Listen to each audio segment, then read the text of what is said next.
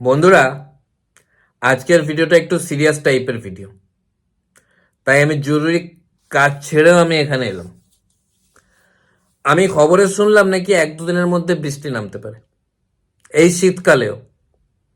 তাই আজকের ভিডিওটা বৃষ্টির উদ্দেশ্যে। আমি বৃষ্টিকে কিছু কথা বলতে চাই। বৃষ্টি, তোমাকে তো বর্ষাকালের সময় দেওয়া হয়েছিল, বর্ষাকালটা তো তোমাকে দেওয়া হয়েছিল। এটা কি ধরনের অজুহাত যে আমি বর্ষাকালে পুরোটা হতে পারিনি, একটু বাকি ছিলাম, তাই শীতকালেও হব? এটা কি ধরনের চুক্তি এটা? না, আমাদেরকে যদি মেরে ফেলারই ইচ্ছে হয় বর্ষাকালে মেরে ফেলতে, চেষ্টা তো প্রচন্ড করো বন্যা ফন্যা করে। নিজের কাল ছেড়ে দিয়ে শীতকালে আসছো কেন? আর আমি শীতকালকেও বলতে চাই, তোমাকেও আমি দেখেছি বর্ষাকালে ঢুকতে। বর্ষার পরে একটু একটু ঠান্ডা লাগে, ধরে ফেলেছি। তো এই যে শীত আর বর্ষার যে এই যে মেলবন্ধন, এই যে কোলাবোরেশন তোমরা করছো, মনুষ্য সমাজকে আগে থেকে বলনি কেন? আমরা যে এত ভেবে ভেবে আলাদা আলাদা ঋতু বানালাম, তোমরা বলতে পারতে যে আমরা শীত আর বর্ষা মিলে একটা ঋতু হব, সর্ষা।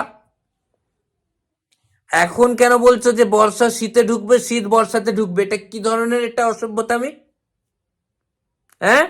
আর শুধু তোমরাই বারবার আসছো কেন? গ্রীষ্ম, বর্ষা আর শীত। শরৎ আর হেমন্ত কোথায়? কতদিন আসেনি ওরা? কোথায়? ওদেরকে ডাকো। কোথায় ওরা, শরৎ আর হেমন্ত? শরৎ আর হেমন্ত বলতে এখনো আমরা সেই লেখক আর গায়ককেই বুঝছি। বসন্ত বেচারা কেউ বুঝতে পারে না বলে নিজে থেকে গান বানিয়েছে, বসন্ত এসে গেছে। আর বৃষ্টি, তোমাকে আমি বলছি, তোমাদের জন্য এইসব নিউজ অ্যাঙ্কাররা কি সব হেডলাইন্স লিখছে জানো? শীতকে জোরসে ধাক্কা, ছোবল বসাবে বর্ষা। তোমরা কি সাপ? হুম, সাপ তোমরা? এমনি মানুষ মোটা হয়ে যাচ্ছে, তার উপরে এত ঠান্ডা 2-3টে করে সোয়েটার পরতে হচ্ছে, তারপরে মদ খেতে হচ্ছে। এরা আবার বর্ষা এনে দিয়ে আবার রেনকোট পরতে হবে। কি ধরনের অসভ্যতামি এগুলো?